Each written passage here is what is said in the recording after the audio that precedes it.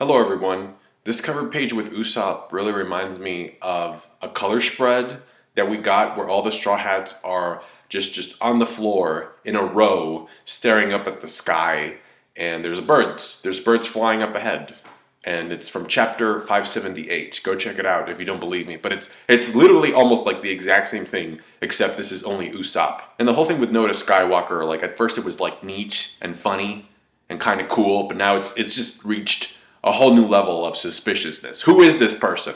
I hope we get some official revelation of who this person actually is and what the relationship is with Oda, because I mean the fact that they get their requests in so consistently, so frequently, is very, very suspicious. Before I get into the chapter, I just want to go over some of the One Piece related releases that we got during the week. The first one being this, the cover for Volume 92.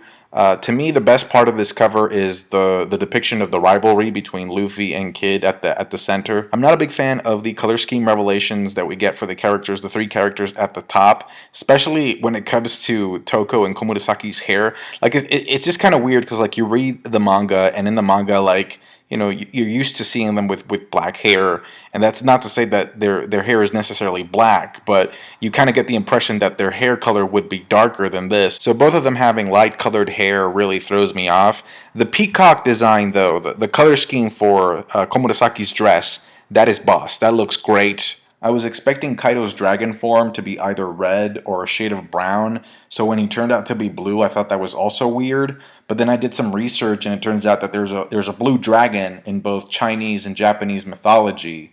That's kind of like a god of sorts. In Japanese, he's called the Seiryu, and in Chinese, he's known as the Azuri dragon. So those color schemes, even though they did throw me off in the beginning, you know, because they're pastel color schemes, right? They definitely serve to give this cover that same Japanese historical and artistic value that we've seen throughout Wano. The new trailer for One Piece movie Stampede also dropped this week. The movie will be released on August 9th in Japan, and the animation really reminds me of the type that they used in the Dragon Ball Super Broly movie. It's great to know that Buggy and his crew and Law, as well as Smoker and Tashigi, are going to be in the film. But I'm just worried that they're basically just going to be cameos. Like, you know, back when Film Gold was released, we got Zabo and Koala and Rob Lucci in the trailers, but they really didn't do much. So that's what I'm worried about is going to happen to Buggy and the rest. And that's the thing about animated movies or anime movies based on long-running shonen. You have to tell a story in less than 2 hours, and you have such a big cast. It just becomes a struggle to juggle them all. Unless it's something like Infinity War, where the main conflict and the villain have already been established and set up, or unless it's like an ending like Naruto the Last, or an intro like Boruto the movie, then you can kind of make it work, but otherwise it's just very difficult to juggle so many characters in that short amount of time. Now, the biggest selling point for this movie is that it's somehow going to tie into Roger's story. Like, this guy called Douglas Bullet is supposed to be an ex-member of Roger's crew, which kind of makes sense why you would bring Buggy into this, because Buggy was also part of Roger's crew. But we know that, you know, whatever gets revealed, it can't be that big, otherwise it would just be a major spoiler for the ending of the series. But I would be happy with just some clues or, you know, a little bit more insight into Roger's history. Now, I will admit that the King Haki scene between Luffy and Douglas does look really cool. This chapter had a short amount of pages, but man, did it have a bunch of dialogue. We start off with the Big Mom Pirates, and I'm sorry to say, but some of them are just straight up like minimizing and sort of disrespecting her. Like, I think Galette is like, what's gonna happen to her if she gets captured? She's a Yonko! Just downplaying her like crazy. Perospero is like thinking about replacing her. Daifuku says no, that position should go to Katakuri, which, I don't know, something about the way that the fight between Katakuri and Luffy ended got me to think that maybe Katakuri like didn't want any more of these positions within the Big Mom Pirates. Like, he just wanted to chill. He was growing tired of having to take care of these Big Mom Pirates every single time, so much so that by the end of the fight, you get that there's a sense of relief. You know, like this weight lifted off his shoulders, that he's just like lying on the floor like, ah. Yonko Commander number 2, Smoothie, has to step in and say, yo, stop downplaying Big Mom, you guys are crazy. You know, normal logic doesn't apply to her in this situation, so just stop. Stop. Are they just going to stay there, though? Because given the map that we saw in this chapter, I think there's a way that they could sail towards Onigashima Island if they wanted to. Unless that waterfall is literally the only entrance into the entire area of Wano. Then they can't do much. They're probably going to stay there until the end of the arc. I don't know. What do you think they're going to do? We get to see that little weird octopus fella that grabbed Luffy when the Straw Hats were entering Wano. He's at the corner there. He's kind of like saluting. And Mondior gives us the confirmation that Kaido and Big Mom were in fact part of the same crew back in the day. I'm assuming back when the Rock Pirates or the Log Pirates or Locks, were at large. Which kind of gets me to think that maybe that prisoner that spit out the fish bones is related to Locks or Rocks to some extent, because that's where Big Mom is headed. Anyway, Hitetsu is yelling at Tama over her responsibilities, and I love that little panel of her like sobbing, like just crying waterfalls, and just having that Wano version of the Dendamushi, which by the way is confirmed by Usopp in this chapter, just holding it away. That's a great panel. It may be the best panel of this chapter. Olinlin has been able to subdue one of those weird shark alligator monster things that we saw Jack riding on early on in the arc. It's in the chapter where I think he gets attacked by Shuten Maru. Napoleon is of course still KO'd, because if he wasn't KO'd, then that wouldn't be convenient for the plot. So yeah, Big Mom is just kind of being treated as a gag character right now. We do get a map of Wano, which I appreciate. And it's interesting, how like we know that Jack is in charge of Kuri, and then Queen is in charge of Udon, and I guess you could say that Orochi is in charge of the capital, the flower capital. I wonder which territory King is in charge of. It has to be like Ringo, Hakumai, or Kibi. It has to be one of those three. Wouldn't it be funny if he was in charge of Ringo, the snow area? Like, it'd be a cool contrast if he was in charge of the snow area, given the fact that, he's King the Fire, King the Inferno, right? Because that's where Drake was hanging out a lot. We also get a name for the peak, the mountain that's in the flower capital area. It's called Mount Fuji, which in fact is an actual real peak that's in Japan. It's near the Tokyo area. It's an inactive volcano. Also, if you take the map of Wano and flip it vertically towards you, you do kind of get the impression that it's the sort of like a child's map version of Japan. There's also a place called Hapu Port, which I'm pretty sure that's where the weapon exchange is going to happen that Nami mentioned when she was eavesdropping in the capital a couple of chapters back. There's a very weird moment here between Okiku and Momonosuke, which I think may tie into Zoro's past. It's about this word, snatch. Apparently Kiku has heard it before, and it's not a word that you should be saying, or that Momonosuke should be saying. And it's like, well, Zoro taught him that, but then who taught Zoro? Was it his master, Koshido, Kuina's dad? Or did Zoro already know the word even before he started training at that dojo? We go to the snowy cemetery of Ringo for the first time, officially. And there's a lot of information in this section of the chapter, but the thing that really stood out to me was the fact that they just straight up left Toko at the Pleasure District. Now, Nami says that she wants to go back to check on her, and she also wants to take a bath at the bathhouse. So the girls, Nami and Robin, and I'm guessing also Shinobu, are going there. And Sanji wouldn't stop talking about going to the baths because he wants to try out the invisibility of the raid suit so that he can spy on girls. So there you go. It's like those two groups, or at least Sanji and the girls, are meant to find each other. And there's a small gag moment there with Robin where she's being self-deprecating about the knowledge and information that she was able to obtain from her search at the palace, and she found out the structure of Kaido and the Shogun's army. And that's the thing that interests me the most, the hierarchy and the ranks. So hopefully, just like we got a map of Wano in this chapter, maybe later on we can get like a graph explaining the hierarchy of the army, just for clarification purposes. Now, Brook does say that there was a poneglyph in the palace, but it was not a red one.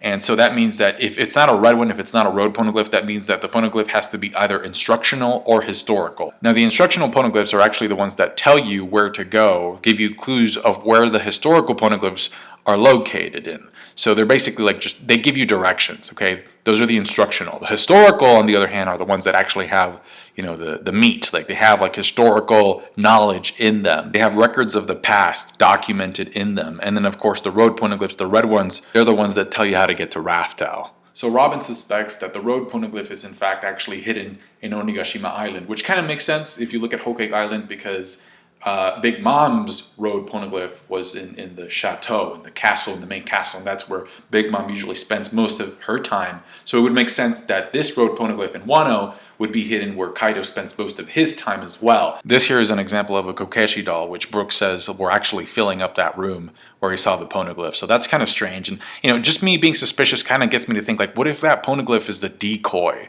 What if that Poneglyph is actually the red one, but you're supposed to think that it's not? Or something, or maybe it's just a fake one. I don't know. It just seems very weird that like Brooke would mention this, and then Robin's like, well, we should go to Onigashima. Like, does she not care about that other one? I also find it a little bit unfortunate that Robin does not talk to Brooke about the Poneglyphs that he got while he was in Whole Cake Island. The rubbings. Like, what was written on those Poneglyphs? I guess we'll find out what they say along with Luffy when he finds out what they say. Probably by the end of the arc. Now, we go to Ibizu town, and Law says that there's going to be a funeral for Komurasaki tomorrow. And I'm guessing that's where we're also going to find out that she's not actually dead. Now that I think about it, this chapter had a lot of little breadcrumb teases for us all. Like little tidbits of bread. And Oda's leading us like pigeons, like birds. It's like, come here, little bird. Here's a tease, and here's a little tidbit. So not only do we find out that Kid escaped Udon, I don't know how that happened. I don't know who helped him. Did he do that solo?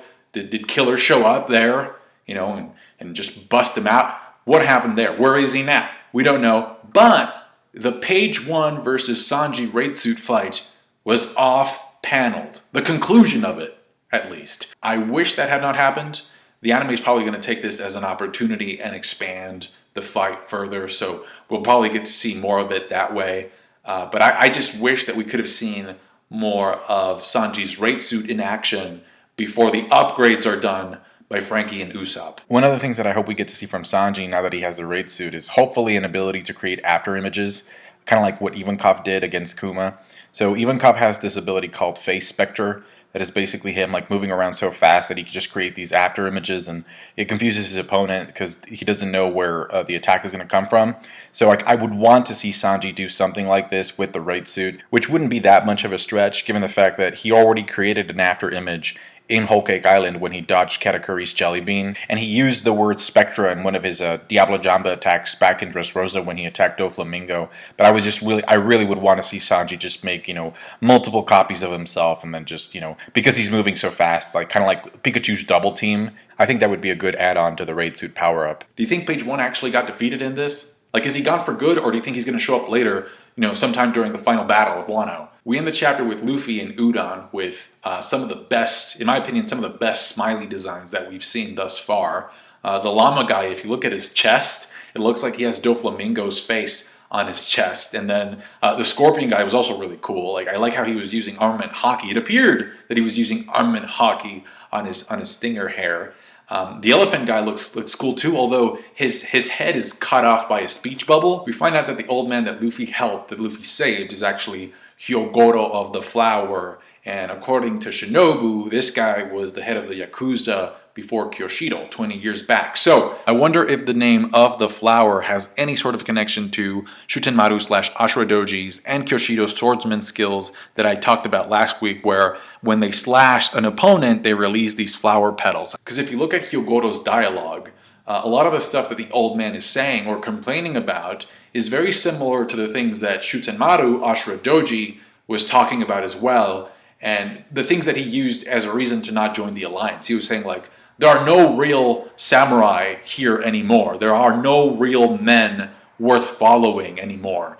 So he was kind of disappointed, and it seemed like, Hyogoro also kind of had that same sentiment. So there seems like there could be some connection there. And so once Luffy escapes the prison, maybe this guy, this old man, can give him some pointers, some tips about how to unite the samurai, even though technically that was supposed to be Zoro's job. But he might run into one of the three. I think there's still one remaining that we don't know much about. Anyhow, it seems like Luffy's about to knock out that prison guard scorpion guy, and he's doing so with the sea stone handcuffs, because that's how much he's been able to train, that he could just move like that, like crazy. Like he's moving as if he didn't have the cuffs. So there's been some training time for Luffy there, and then finally Queen arrives at the prison gates, and I'm trying to look for hints, about his devil fruit power in that panel, but I don't see anything. I do see an animal though that kind of looks like a tiger that has its tail on fire. So I kind of wonder like what kind of like Japanese mythological creature that is. Because we actually did see a Scorpion Smile user in this chapter, I'm thinking that maybe the possibilities that Queen may be a Scorpion himself have decreased. That being said though, if Queen is not a Scorpion, who did these Scorpion ships belong to that were backing Jack up when he decided to return to Zou? Like, you want to tell me that these ships belong to that prison guard guy that had a Smile Scorpion Devil Fruit? I don't think so. If Queen's not a Scorpion, to me it just kind of seems like maybe Oda decided to switch things up last minute. Just for the sake of like, you know, keeping the creative juices flowing. I'm also kind of worried that Luffy's going to fight Queen, you know, maybe in the next chapter or so. Because I do think that Queen would be a good matchup for Sanji. I did some research and it turns out that Scorpions really don't have good eyesight, so they rely on these sensors that they have. Like, they rely on other means of, like, you know, being able to find and visualize their prey. So the fact that Sanji has invisibility and you know, he thinks that, you know, nobody can see him and stuff, I think that would be a good matchup for him against Queen, because then he would need to, you know, think outside the box and develop that aspect of the raid suit further, or do something with that. So I just thought it would be a cool thing. That being said though, we don't know what's going to happen. Is Queen going to fight Luffy? Let me know in the comment section. Overall, I thought the chapter was a solid one. A lot of dialogue, a lot of information, a lot of different little tidbits for setup, right? But solid. You know, just a solid chapter. Thanks again for watching, guys. Like the video if you did. I appreciate that. Subscribe to my channel if you haven't done so already. There's no chapter next week. And you know what that means? That frees me up. I can just post whatever I want next week. So stay tuned. See what I come up with. Thanks again. Catch you later. Bye.